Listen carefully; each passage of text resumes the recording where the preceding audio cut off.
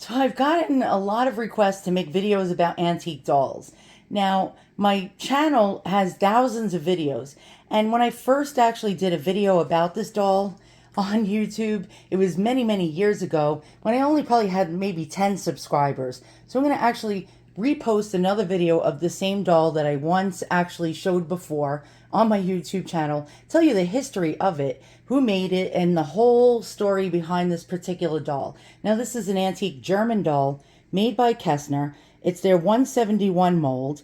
It was actually made in about 1911, and it was mass produced, of course, but made in Germany for Americans. And she is beautiful. Her name is Daisy. And Daisy is wearing her original clothing, except for the mink. The little, actually, the rabbit fur little shawl I have, I added that on. But she's got her original 1911 hat. Really quite amazing to still see a hat like this. It's wire rimmed. And her wig is the only other thing besides this little fur stole that I gave her that's not original to her. Her original hair disintegrated. Yes, usually the mohair or human hair, it just gets really in bad shape and just falls apart. Her dress is original. Her little shoes, all her undergarments, which we'll actually look at. We'll see her construction, how she was built. Her face is and her head is made out of bisque or bisque porcelain. She has glass sleeping eyes, which are actually, right now, they're not in sleeping mode because I had placed paper inside her head to protect her glass eyes from falling inside the head and breaking. That does happen, so I protect all my dolls like that. Okay, so let's hear the story about Daisy, the doll that came to life. And you might be like, what do you mean the doll came to life? Well, yes, this doll actually came to life. Okay, so the story goes Daisy, the doll that came to life, was a promotional doll made for the Ladies' Home Journal. And it was a magazine that a lot of ladies subscribed to. But the magazine was quite manipulative in a way and had a fantastically amazing and genius idea to get more subscriptions. So they had a character inside the magazine, and it was for ladies and young ladies and children, females mostly, of course. And so from around 1908 to about 1915, they had a character called Letty Lane, who was illustrated and created by someone named Sheila Young. Now, it was basically a paper doll. And Letty Lane, like in every episode of the journal, the Ladies' Home Journal, there would be a story about Letty Lane and all her friends. She had many friends, many dolls, family members, and so on and so forth. Now, she came from an affluent family, and the clothes that were actually constructed in these paper dolls for young kids whose mother brought home the journal actually was a chronicle of the well-dressed society lady. So pretty much it was also teaching young ladies manners and how they should dress in society and so on and so forth. So Letty Lane, again, was a paper doll. Now, they got this genius idea to create and introduce Letty Lane's favorite doll, which ended up being this one over here, Daisy. And so they had planned to release the Daisy doll in 1911. And hold on, let's go to a cutaway and check out what these Letty Lane paper dolls are all about. Now, just for examples, here's an example of the Ladies' Home Journal in 1912. And they even had Letty Lane's dollhouse. And so everybody wanted, all the young girls wanted their mother to bring home the Ladies' Home Journal so they can just see Letty Lane's various different escapades and dalliances, friends, and things that she had. Now, if you want to collect Letty Lane and Letty Lane accessories, there are reproductions, and there's also the original pieces that you can find, such as places on eBay and Etsy. And you see lots of different paper dolls from the Letty Lane collection. This is 1910, various prices depending upon the condition. And here's an example. We'll check out, actually, here's Letty Lane's Around the World Party paper dolls. $35, and you can see their various prices, and such as much as $250. So Letty Lane, here we go, and here's various outfits for Letty Lane, and you can, I mean, every single episode in the magazine had many, many things that girls would actually beg and bug their parents to actually bring home for them because they wanted to be in on what's going on with Letty Lane. Now, let's go and forward to the Daisy doll and how it came to be. So, somewhere around 1910, they sort of gave a little bit of a tease. And they gave a tease to their readers, basically saying they were about to introduce Daisy. Well, they didn't say Daisy, but they said Letty Lane's favorite doll. And so they kept stringing people along.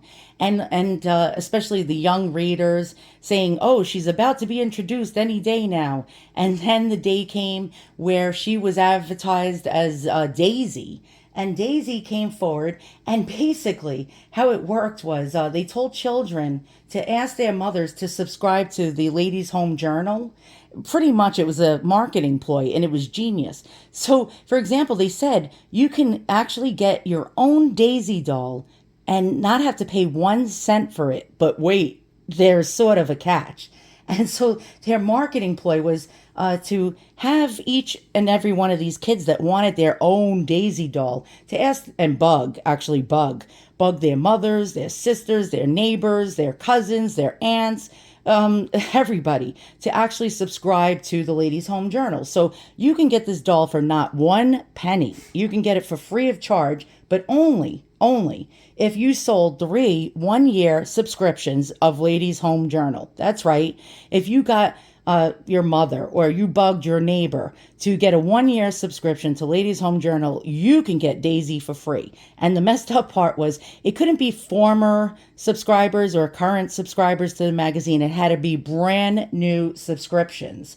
And so they kept basically milking it and milking it until all the girls actually bugged everybody and their mother to subscribe for 3 one-year subscriptions. And the crazy part is, if you think about it, each subscription was $1.50 each. Now, back then, $1.50 was not a small amount of money. It was quite a bit of amount of money. So how much was $1.50 in 1911? $1.50 was equivalent to $47.05 in today's money. So times that by 3. That was $141.15 per kid. So how much did these dolls cost back then? About $1.50, $1. So if you think about it, they were getting $4.50 per kid. And the doll only probably cost them. They probably got it for wholesale. They probably got it for about 75 cents or $1. And in today's money, that was like, what, $20, $25? So think about it. They made all this money off of one doll. So the suspense was mounting. And they kept warning of the arrival of Daisy. And they kept milking it along until they introduced the doll and got as many subscribers as they could. So if you think about it, that is actually genius to convince kids to do this and actually use children as slave labor to get more subscriptions. Okay, so today people are even introducing reproductions, and so you can choose different patterns. Now, when Daisy came out, this is what Daisy apparently looked like.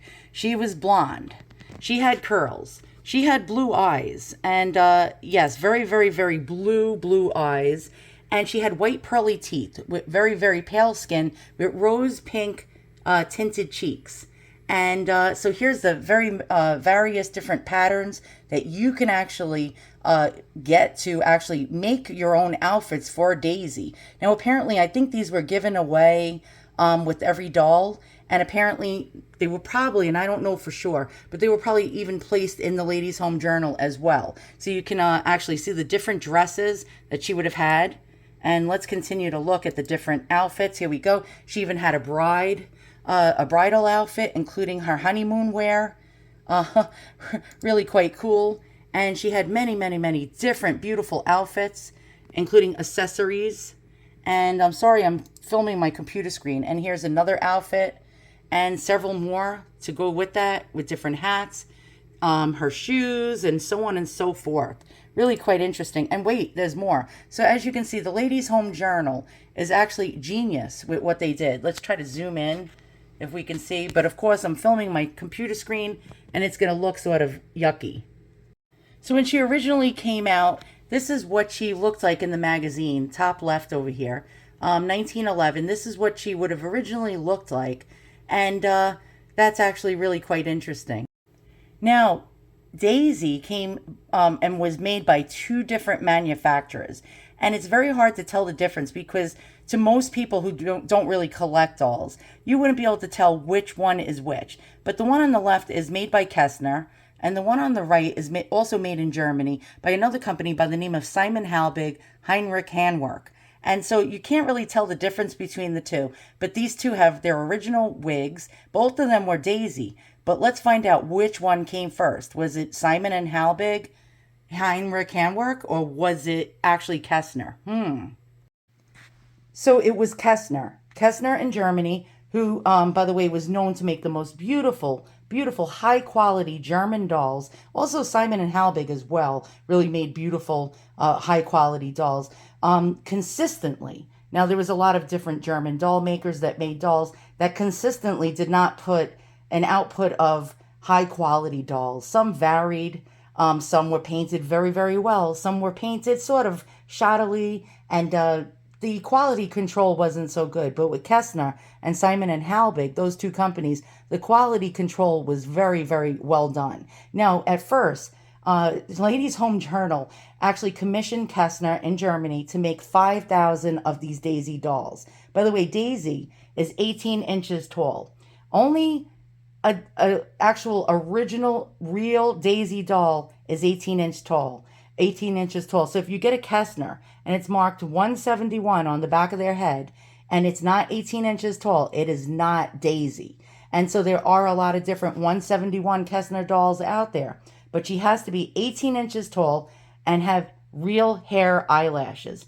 Now, back to what I was saying. So they originally commissioned Kestner to make 5,000 of these dolls. What happened was the actual subscription ploy to get all these people to actually subscribe so a kid could get a free doll was so good that they immediately sold out of those 5,000 dolls. So they basically got these kids to get the 3 one-year subscriptions until 5,000 were gone instantaneously, it seemed.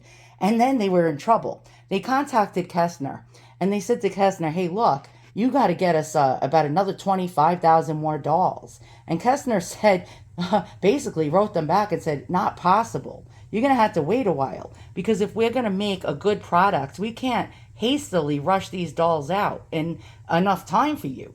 So then Ladies' Home Journal was like, uh-oh, what are we going to do now? We have all these angry customers that bought 3 one-year subscriptions, and these kids want their free dolls. So what are we going to do? Aha. So they contacted the Simon and Halbig company, which was at this point owned by Heinrich Handwerk, and commissioned another 21 to 26,000 dolls. Now, it's said in some places 21,000 dolls, and in other places 26,000 dolls. Now, Simon and Halbig was able to actually give them that amount of dolls until it just got so bad where so many people wanted the doll and got them so many subscriptions that they had to stop it.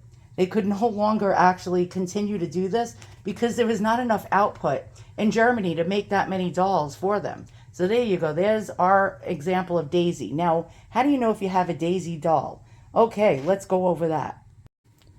Get your tape measure out, boys and girls. Measure. If she's 18 inches, she's most likely Daisy. Now, for a Kestner, I'm talking about Kestner. Now, Simon Halbig was marked with Heinrich Handwerk, Simon Halbig, I think 1 on the back of the head. They also were 18 inches tall. Both of them had real hair eyelashes. That's another giveaway. So let's go ahead and take a look.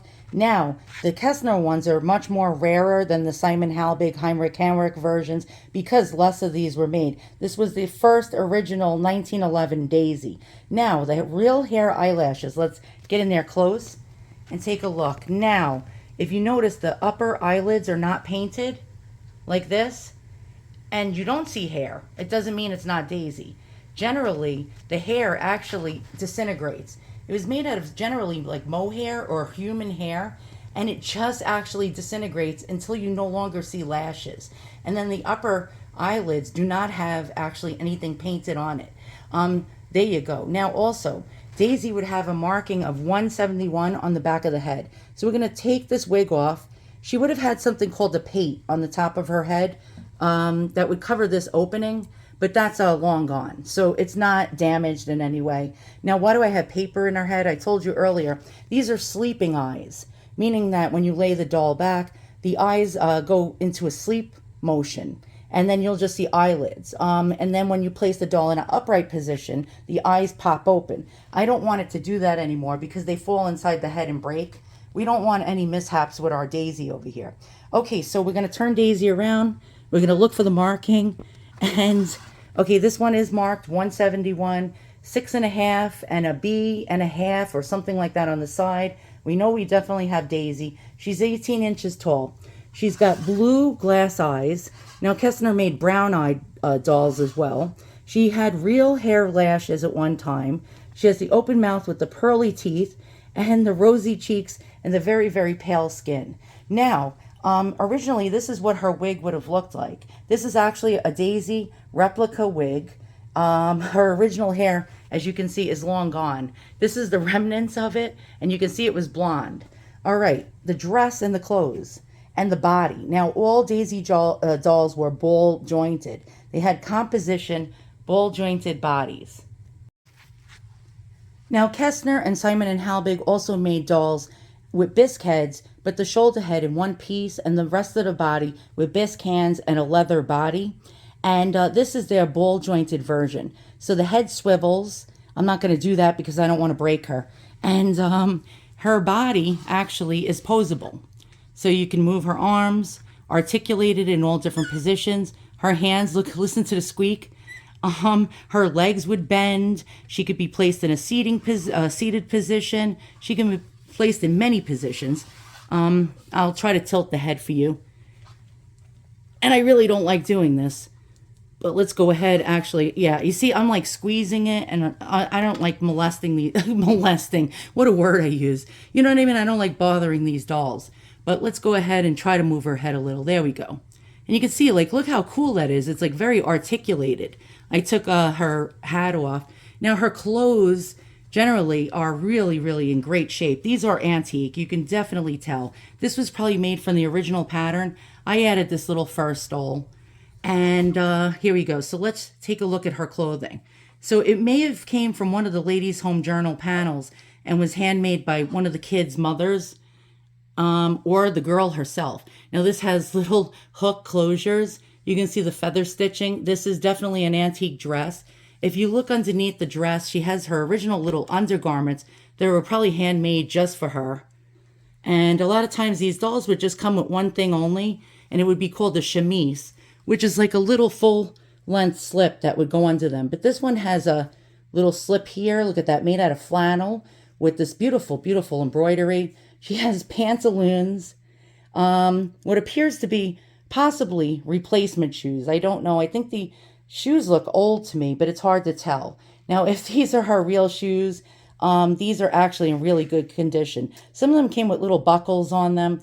I can't tell. The socks look original to me, but this doll is pretty much all original, and except for the wig and possibly the shoes and the little fur stole. If you look at the hat, you can clearly see it's very, very Edwardian, almost Titanic in style. You know, like the type of hats that the Titanic ladies wore. Look at this. It's wire brimmed. I don't know what kind of material that is, but that's really lovely. It's starting to melt. That happens. This is velvet. And the back has beads. Don't know if you could see that. It's beaded. And it has a really like cool like little bow sewn. And I'm just going to place this back on her head. Let's go ahead and do that. There we go. And it looks very becoming on her. And it looks very much like the patterns that we saw in the Ladies' Home Journal. Now, Daisy and this particular model or mold isn't the only one known to be made by Kestner. Kestner made many different models of dolls. The 171 or Daisy mold is not the only one they made. Now, they made this particular 171 mold in all different sizes.